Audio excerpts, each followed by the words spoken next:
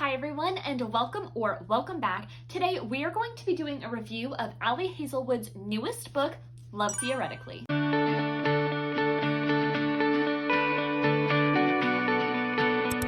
If you are not familiar with Ali Hazelwood, she is a woman from STEM, and STEM stands for Science, Technology, Engineering, and Mathematics, and she also happens to write romance books. There are two very popular ones which you may be familiar with, and that is Love on the Brain and The Love Hypothesis. I have reviewed both of these on my channel if you are looking for some more information about these two, but I loved my reading experience with these and just really enjoyed both of the books and the characters. And what I did notice about these two is that they're a little bit similar in their plot and in their characters, but in a way that works. I feel like both of these were enjoyable, and Ali Hazelwood changed just enough to keep you interested, but kept enough of what was in each of these that we all loved in the second book. So I was really excited to kind of get a third version of that and see what she could change and do a little bit differently in this one. On the topic of the two very popular and very well-loved books that came before this one, I did want to share that before reading this book, I started to see some reviews for this one that were not that good. So it kind of led me to the question of, should I read this book and should you read this book? Well, I read it and I am here to share all of my thoughts on this book with you. This book is essentially a rivals to lovers or enemies to lovers trope, and it follows our main character, Elsie, who is a brilliant theoretical physicist, and she has not had a lot of luck in her job search and in the job market. So she takes on an adjunct professor role for multiple schools, and she's kind of running herself ragged, and she's putting in a lot of hours and doing a lot of work that she's not really enjoying. So she's working super hard to try and get a tenure position to have a little bit more stability and benefits and better pay.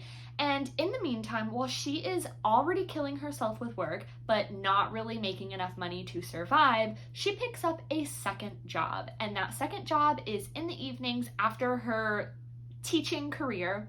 And she essentially uses her incredible skill of reading people and being a major people pleaser to offer her services as a fake girlfriend. So there's this whole portion of the storyline and of the book where people can kind of rent Elsie's time to go to family events or social functions, and she will pretend to be their girlfriend. Elsie does a really fantastic job balancing these two very different aspects of her life, and she manages to keep them both separate until one day she can't. And she gets a job interview for the dream position that she has been wanting and working so hard for. At this job interview, and in the course of trying to get this job that she has been working for, Elsie runs into the brother of a client who she is fake dating. And of course, the brother is attractive and also happens to be a physicist, which she didn't know, and also happens to be the person who undermined his mother's physicist career and undermined the reputation of theorists everywhere. Elsie faces a ton of extremely embarrassing and awkward moments while she is trying to navigate the clash of these two separate parts of her world, and I don't want to share any more else about it so that you can still enjoy this book when you go to read it. So now that you know more about the plot, let's get into the things that I liked and disliked about the book. I love the representation of women in a very male-dominated field, and I love that Ali Hazelwood does such a fantastic job about sharing the struggles that women face in this type of field. I also really enjoyed the signature humor that Ali Hazelwood brings to her characters and loved how easy it was to get through this book. I want to say I finished this in one afternoon. Something else that was kind of fun, depending on if you are into these references, is that there were a lot, and I mean a lot, of Twilight references. So if that's not your thing, you are probably not going to enjoy this, but if you are someone who enjoyed Twilight, then there's a lot going on about references in this book. And something else that was so fun is that we also get an Adam and Olive cameo. So now we'll go ahead and move into the things that I didn't like about this book. And sadly, I just didn't really love this book. I felt like it was really lacking some character depth, and I felt like I had a really hard time connecting with the characters and even caring about them at all. I kind of don't think that I am going to think anything about these characters or the plot after this review, which I know sounds kind of harsh, but I just wanted to be really honest about how I feel about it. The characters in this book are unique to themselves in that they are not very similar to the characters of the other books that I mentioned, and I did really like that. I was glad that we had some change to the characters and their background and the struggles that they've faced, but I still just couldn't connect with them. And I also felt like Elsie was very immature as a character, but not in a good way. I also feel like a major purpose of this book is the romance, and that is a piece that I feel like was severely lacking. There wasn't really a great build-up to the characters' relationship, and now I will say that they do have funny moments, and there were pieces of the characters that I did enjoy, but this was a slow burn, as in a very, very slow burn, with kind of an anticlimactic ending, if you will.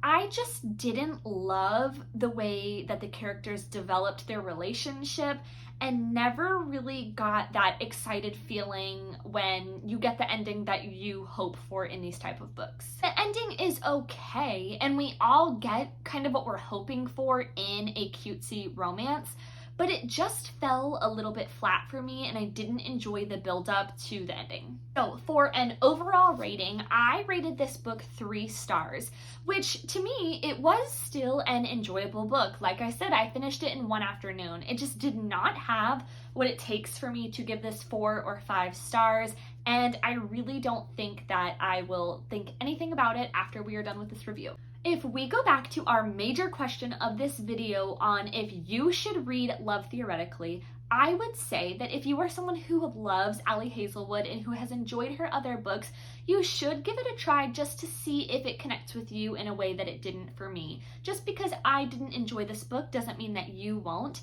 And I will say that I will continue to support Ali Hazelwood's future books. I know that she has a chess-related book coming out in the future, and I will definitely read that one. I want to say it's even a young adult romance, so that's stepping into a different genre for her, I believe. I'm very excited about it, and I will definitely check that out. I loved the 2 other books that I've read from her. This one just didn't connect with me, and that's okay. So if you are still interested in reading this book, or if you love Ali Hazelwood and want to support her writing and her books, definitely give it a try. And if you do read it, please let me know what your thoughts are. I would love to know if there was something that you did enjoy about this book, and even if you feel the same way that I do, I would just love to know your thoughts on it. I also wanted to mention something that was really nice about this book was in the author's note, Ali Hazelwood shares some information about why she wrote things a certain way in this book, and that she was trying to put a little bit more emphasis on science in this book.